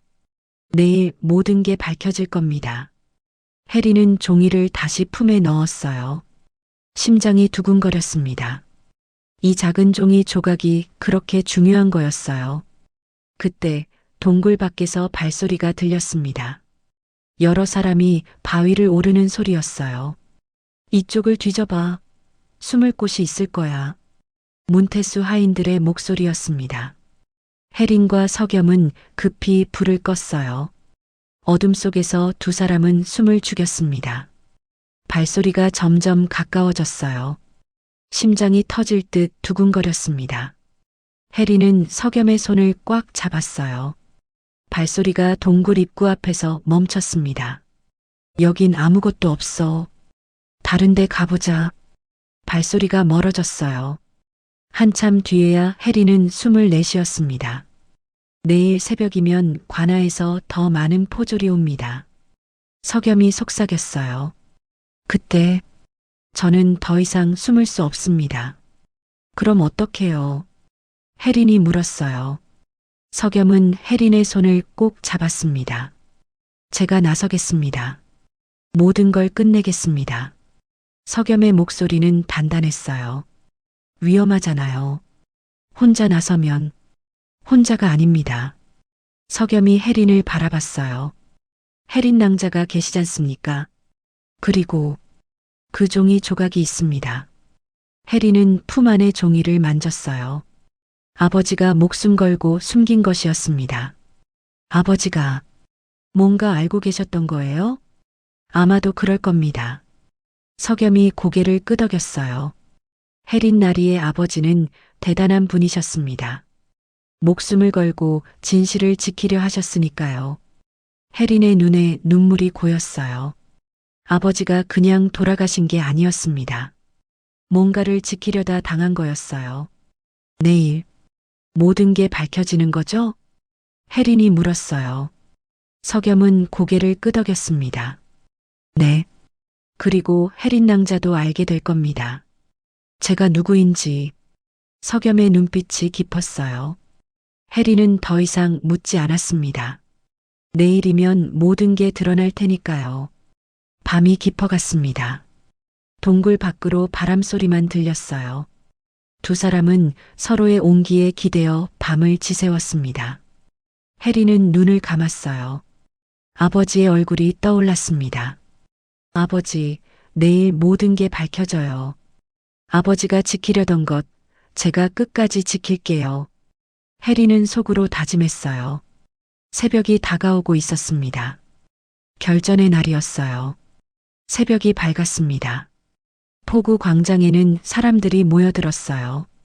문태수가 관아 명의로 마을 사람 전부를 소집한 거였습니다. 오늘 이 자리에서 도둑을 처벌할 것이오. 문태수의 목소리가 포구에 울려 퍼졌어요. 단 위에는 포졸 여려 명이 도열해 있었습니다. 위압적인 분위기였어요. 혜린은 석염과 함께 동굴에서 나와 사람들 뒤쪽에 섞여 있었습니다. 석염은 낡은 두건으로 얼굴을 가린 채였어요. 해녀 혜린, 앞으로 나오시오. 문태수가 혜린을 불렀습니다. 사람들이 숨죽이며 혜린을 바라봤어요. 혜린은 품 안의 종이 조각을 확인하고 천천히 앞으로 나갔습니다. 너는 외지 도둑을 숨기고 우리 포구의 질서를 어지럽혔다. 그자가 어디 있느냐? 문태수의 눈빛이 날카로웠어요. 숨긴 게 아닙니다. 죽어가는 사람을 구한 것뿐이에요. 혜린의 목소리는 떨렸지만 분명했습니다. 구했다고? 그자는 내 창고에서 장부를 훔쳐간 도둑이야. 문태수가 소리쳤어요. 증거를 대시오. 그자가 도둑이라는 증거를. 혜린이 반박했습니다. 문태수의 얼굴이 일그러졌어요. 건방진 것. 내가 증거라면 증거지. 문태수가 포졸들에게 손짓했습니다. 전현을 당장 잡아라. 도둑의 공범이다. 포졸들이 혜린에게 다가왔어요. 바로 그 순간이었습니다. 잠깐. 뒤에서 낮고 단단한 목소리가 들렸어요. 사람들이 일제히 돌아봤습니다. 석염이 두건을 벗으며 앞으로 걸어 나왔어요.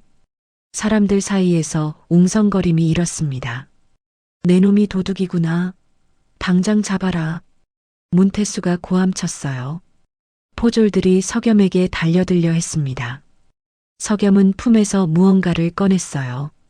처음에는 녹슨 쇳덩이처럼 보였어요. 하지만 석염이 그것을 높이 들어 올리자 아침 햇살이 표면을 비췄습니다. 녹처럼 보이던 것이 사라지고 금빛 테두리가 번쩍였어요. 그 안에 새겨진 말 5마리가 햇빛을 받아 눈부시게 빛났습니다. 마패였습니다.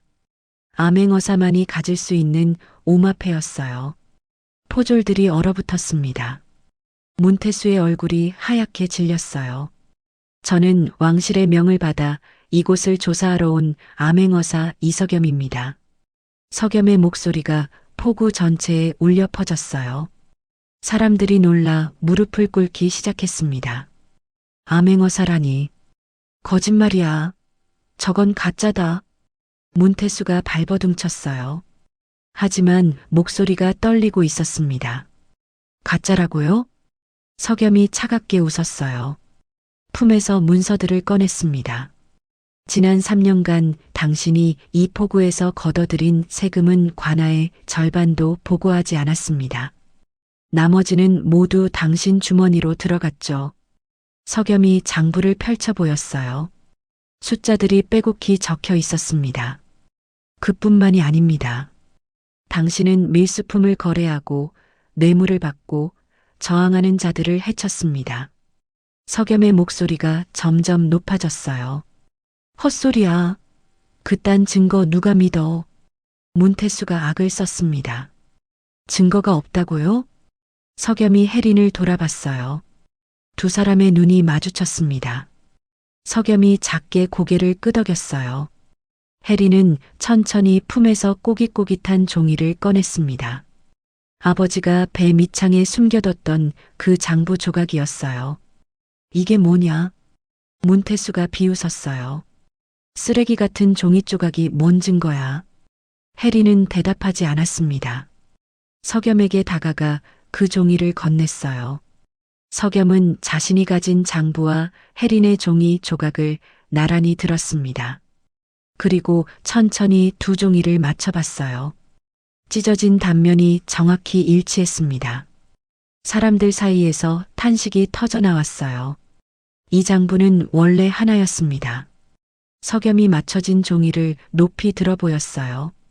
문태수가 작성한 비밀 장부입니다. 세금 착취 기록, 밀수 내역, 뇌물 명단이 모두 적혀 있었죠. 문태수는 이 장부가 발각될까 두려워 반으로 찢어 없애려 했습니다. 석염의 목소리가 포구에 울렸어요. 하지만 나머지 반쪽은 혜린 낭자의 아버지가 가지고 계셨습니다. 혜린의 가슴이 쿵 내려앉았어요. 아버지가. 왜요? 혜린 낭자의 아버지는 문태수의 악행을 알고 있었습니다. 증거를 모아 관아에 고발하려 했죠. 하지만 석염이 잠시 말을 멈췄어요. 그리고 문태수를 똑바로 바라봤습니다. 작년 9월 보름, 문태수, 당신은 혜린의 아버지를 습격했습니다. 거짓말이야. 문태수가 소리쳤어요. 거짓말이 아닙니다. 석염이 손을 들어 포구 쪽을 가리켰어요. 사람들이 돌아봤습니다.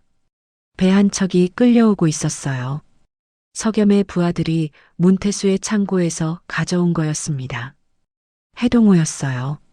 아버지의 배였습니다. 해리는 숨이 멎는 것 같았어요. 다리에 힘이 풀렸습니다. 팔렸던 배가 아버지의 배가 돌아온 거였어요. 저 배가 왜? 혜린의 목소리가 떨렸어요. 문태수는 혜린 나리가 판 배를 창고에 숨겨뒀습니다. 증거를 인멸하기 위해서였죠. 석염이 배에 올라 밑판을 들어 올렸어요. 숨겨진 공간이 드러났습니다. 여기서 밀수품을 실어 날랐습니다. 그리고 석염이 밑판 안쪽을 가리켰어요. 여기에 피가 묻어 있습니다. 오래된 핏자국입니다. 사람들이 경악했어요. 해리는 배를 바라보며 그 자리에 주저앉았습니다. 아버지. 해린의 눈에서 눈물이 쏟아졌어요. 주체할 수 없었습니다. 아버지가 이 배 위에서 당했다는 걸 알게 된 거였어요. 작년 9월 보름, 폭풍이 몰아치던 밤, 석염의 목소리가 이어졌어요. 문태수의 하인들은 해린의 아버지를 습격하고 이 배를 빼앗아 바다에 버렸습니다. 아버지와 함께 포구가 조용해졌어요. 아무도 말하지 못했습니다. 아니야. 그건 사고였어. 폭풍 때문에 배가 침몰한 거야. 문태수가 마지막으로 발악했어요. 사고가 아닙니다. 석염이 또 다른 문서를 꺼냈어요. 당신 하인의 자백서입니다. 어젯밤에 체포해서 받아냈습니다. 문태수의 얼굴이 흙빛으로 변했어요. 더 이상 변명할 수 없었습니다. 문태수, 당신은 세금 착취, 밀수, 살인 교사의 죄로 체포됩니다. 석염이 선언했어요. 포졸들이 문태수를 둘러쌌습니다. 이럴 수 없어. 나는. 문태수가 발버둥쳤지만 소용없었어요. 포졸들이 그를 끌고 갔습니다. 해리는 여전히 배 앞에 주저앉아 울고 있었어요. 분이가 달려와 해린을 안았습니다. 해린아, 미안해. 정말 미안해. 분이도 울고 있었어요. 다른 해녀들도 하나둘 다가와 해린을 감싸 안았습니다. 우리가 잘못했어. 널 몰아세워서. 정말 미안해. 해녀들의 사과가 이어졌어요. 해린은 고개를 저었습니다. 괜찮아요. 다들 힘들었잖아요. 해린은 울면서도 그들을 용서했어요. 석염이 해린에게 다가왔습니다. 해린 앞에 무릎을 꿇었어요. 해린 낭자, 아버님의 한이 풀렸습니다. 석염의 목소리도 떨리고 있었어요. 아버님은 대단한 분이셨습니다. 목숨을 걸고 진실을 지키셨습니다. 그 용기가 오늘 이 결과를 만들었습니다. 해린은 석염을 올려다봤어요. 눈물이 앞을 가렸지만 석염의 얼굴이 보였습니다. 고마워요. 정말 고마워요. 해린이 말했어요. 석염은 고개를 숙였습니다. 제가 드려야 할 말입니다. 해린 낭자가 저를 살려주셨기에 이 일을 끝낼 수 있었습니다. 해린은 아버지의 배를 돌아봤어요. 낡고 상처투성이었지만 여전히 그 자리에 있었습니다. 아버지, 드디어 끝났어요. 아버지가 지키려던 것, 제가 지켰어요. 해린은 속으로 말했어요. 바람이 불어와 해린의 눈물을 말려줬습니다. 새로 임명된 관리가 앞으로 나왔어요. 문태수가 부당하게 걷어들인 세금은 모두 돌려드리겠습니다. 물질 금지령도 즉시 철회합니다. 사람들이 환호했어요.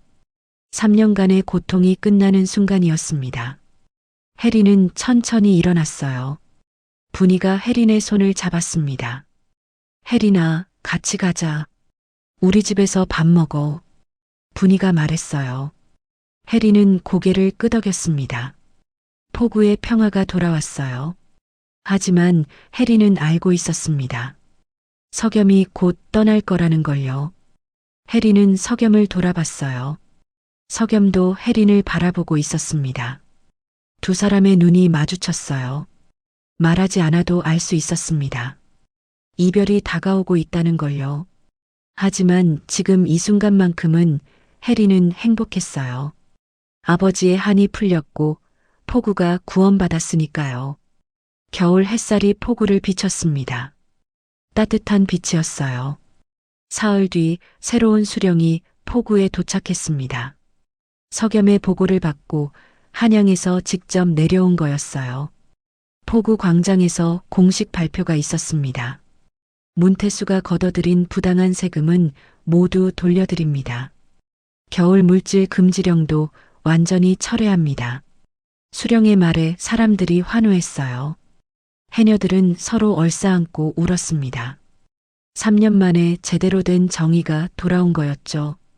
그리고 이 일의 진실을 밝히는데 큰 공을 세운 해녀 혜린에게 포상금을 내립니다. 수령이 혜린을 불렀어요. 혜린은 사람들 앞으로 나갔습니다. 수령은 은자가 가득 든 주머니를 내밀었어요. 이것은 나라에서 내리는 상이요. 받으시오. 혜린은 잠시 그 주머니를 바라봤습니다. 무거워 보였어요. 평생 벌어도 모으기 힘든 돈일 거였습니다. 하지만 혜린은 고개를 저었어요. 감사하지만 받을 수 없습니다. 사람들이 웅성거렸어요. 수령도 의아한 표정을 지었습니다. 왜 받지 않는 거요? 충분히 받을 자격이 있소. 혜린은 천천히 입을 열었어요. 아버지가 목숨으로 지키려 했던 건 돈이 아니었습니다. 혜린의 목소리가 포구에 울렸어요. 아버지는 이 바다의 질서를 지키려 하셨어요. 해녀들이, 뱃사람들이 억울하게 빼앗기지 않는 바다를요. 저도 그걸 원합니다. 돈이 아니라요. 사람들이 숙연해졌어요. 수령은 고개를 끄덕이며 미소 지었습니다. 참으로 의로운 처자로구나. 아비의 뜻을 이어받았구나. 수령은 잠시 생각하더니 말했어요. 그렇다면 이 돈은 포구의 해녀들을 위해 쓰도록 하겠소? 불턱을 고치고 어려운 해녀들을 돕는 데 쓰겠소? 해녀들이 혜린에게 고개를 숙였습니다. 그동안 혜린을 외면했던 사람들이었어요. 분이가 혜린에게 다가와 손을 꼭 잡았습니다. 혜린아, 고맙다. 그리고 정말 미안했어. 언니 괜찮아요. 다 지난 일이에요. 혜린은 웃으며 분이의 손을 잡았어요. 진심이었습니다. 분이도 아이를 위해 어쩔 수 없었던 거니까요. 공식 행사가 끝나고 혜린은 바닷가로 갔습니다. 석염이 거기 서 있었어요. 아버지의 배 해동호 앞에서 바다를 바라보고 있었습니다. 떠나시는 거죠? 혜린이 물었어요. 석염은 고개를 돌려 혜린을 봤습니다. 네. 내일 아침 떠나야 합니다. 한양에서 보고를 기다리고 있습니다. 혜린은 알고 있었어요. 하지만 막상 듣고 나니 가슴이 아팠습니다. 이 배는 혜린 낭자께 돌려드립니다. 석염이 해동호를 가리키며 말했어요. 배는 깨끗하게 수리되어 있었습니다. 제가 직접 손봤습니다. 밑판도 새로 되고 돛도 새 것으로 바꿨습니다. 이제 다시 바다로 나갈 수 있을 겁니다. 혜린은 배에 다가가 뱃전을 만졌어요. 아버지가 새긴 해동호라는 글씨가 여전히 선명했습니다. 그 위에 새로운 오칠이 발라져 있었어요. 고마워요. 정말로. 혜린의 목소리가 떨렸습니다. 석염은 품에서 무언가를 꺼냈어요. 작은 주머니였습니다. 비단으로 된 주머니 안에 뭔가 들어 있었어요. 이건 뭐예요? 혜린이 물었습니다. 석염이 주머니를 열었어요. 안에는 작은 옥 놀이개가 들어 있었습니다. 푸른빛이 감도는 고운 옥이었어요. 한쪽 면에 글씨가 새겨져 있었습니다. 제 이름입니다. 이석염. 석염이 말했어요. 이건 받을 수 없어요. 너무 귀한 거잖아요. 혜린이 손사래를 쳤어요. 하지만 석염은 혜린의 손에 놀이개를 쥐어줬습니다. 받아주십시오. 제가 드릴 수 있는 게 이것뿐입니다. 석염의 눈빛이 깊었어요. 언젠가 바람이 불면 다시 오겠습니다. 해리는 놀이개를 내려다봤어요. 옥의 차가운 감촉이 손바닥에 느껴졌습니다. 바람이 불면요? 네. 동해안에 봄바람이 불 때 다시 이 포구를 찾겠습니다. 석염이 해린을 똑바로 바라봤어요. 그때까지 기다려 주시겠습니까? 해린의 가슴이 뜨거워졌어요. 눈물이 날 것 같았지만 참았습니다. 기다릴게요. 해린이 대답했어요. 목소리가 떨렸지만 분명했습니다. 아무리 오래 걸려도 기다릴게요. 석염의 얼굴에 미소가 번졌어요. 처음 보는 웃음이었습니다. 따뜻하고 부드러운 미소였어요. 고맙습니다. 해린 날이. 두 사람은 한참을 말없이 바다를 바라봤어요. 파도 소리가 잔잔하게 들렸습니다. 이튿날 새벽 석염은 말을 타고 포구를 떠났습니다. 해리는 포구 언덕에서 그 모습을 지켜봤어요. 석염은 언덕 위에 해린을 돌아봤습니다. 멀리서도 눈이 마주쳤어요. 석염이 손을 들어 작별 인사를 했습니다. 해린도 손을 흔들었어요. 눈물이 볼을 타고 흘러내렸지만 웃고 있었습니다. 석염의 모습이 산 너머로 사라졌어요. 해리는 한참을 그 자리에 서 있었습니다. 손 안에 옥 놀이개를 꽉 쥔 채로요. 해가 완전히 떠올랐습니다. 해리는 바다로 향했어요. 아버지의 배를 타고 물질을 나갈 참이었습니다. 배에 오르니 석염의 손길이 곳곳에 남아 있었어요. 새로 칠한 옷, 단단히 묶인 밧줄, 깨끗이 손질된 돛. 하나하나가 석염의 마음이었습니다. 해리는 노를 저어 바다로 나갔어요. 겨울 바다는 여전히 차가웠습니다. 하지만 이상하게 무섭지 않았어요. 물속으로 들어갔습니다. 차가운 물이 온몸을 감쌌어요. 예전 같으면 두렵고 막막했을 거였습니다. 하지만 지금은 달랐어요. 물속에서 햇빛이 일렁이는 게 보였습니다. 푸른빛이 사방에서 반짝였어요. 해리는 그 빛을 바라보며 생각했습니다. 아버지가 여기 계신 것 같아. 아버지가 평생을 보낸 바다였어요. 아버지의 숨결이, 아버지의 손길이 이 물속 어딘가에 남아있는 것 같았습니다. 그리고 석염의 온기도요. 해린을 살리려고 밧줄을 던졌던 그 손, 발목을 감아줬던 그 손길, 배를 고쳤던 그 정성, 모든 게 이 바다에 녹아있는 것 같았어요. 해리는 더 이상 혼자가 아니었습니다. 물 밖으로 나와 숨을 내쉬었어요. 하늘이 눈부시게 맑았습니다. 겨울 햇살이 따뜻하게 내리쬐었어요. 포구에서 해녀들의 목소리가 들렸습니다. 해리나, 같이 가자. 분이와 다른 해녀들이 배를 타고 다가오고 있었어요. 손을 흔들며 해린을 불렀습니다. 해린은 활짝 웃으며 손을 흔들어 답했어요. 지금 갑니다. 해린은 노를 저어 해녀들에게 다가갔습니다. 더 이상 혼자가 아니었어요. 포구는 다시 제자리를 찾았고 해린에게도 돌아갈 곳이 생겼습니다. 분이가 해린의 배 옆에 다가왔어요. 해린아, 그 놀이개 예쁘다. 어디서 났어? 분이가 해린의 허리춤에 달린 옥 놀이개를 보며 물었어요. 해린은 얼굴이 붉어졌습니다. 그냥 선물 받은 거예요. 호호, 그래? 누구한테? 분이가 눈을 찡긋했어요. 해린은 대답 대신 웃기만 했습니다. 해녀들이 함께 물질을 시작했어요. 해린은 물속으로 들어가며 생각했습니다. 석염 날이 어디에 계시든 건강하세요. 봄바람이 불면 꼭 다시 와주세요. 바람이 해린의 머리카락을 흩날렸어요. 짠 바다 냄새가 코끝을 스쳤습니다. 해린은 깊이 숨을 들이마셨어요. 이제 해린은 알았습니다. 배를 팔았던 그 선택이 옳았다는 것을요. 그 선택이 아버지의 진실을 밝혔고 포구를 구했고 석염을 살렸고 자신을 더 강하게 만들었다는 것을요. 그리고 무엇보다 소중한 사람을 만나게 해줬다는 것을요. 해리는 품 안의 놀이개를 만졌어요. 석염의 이름이 새겨진 그 놀이개가 가슴 가까이에서 따뜻하게 느껴졌습니다. 겨울 바다는 여전히 차가웠지만 해린의 마음은 따뜻했어요. 희망이 있었고 기다림이 있었고 내일이 있었으니까요.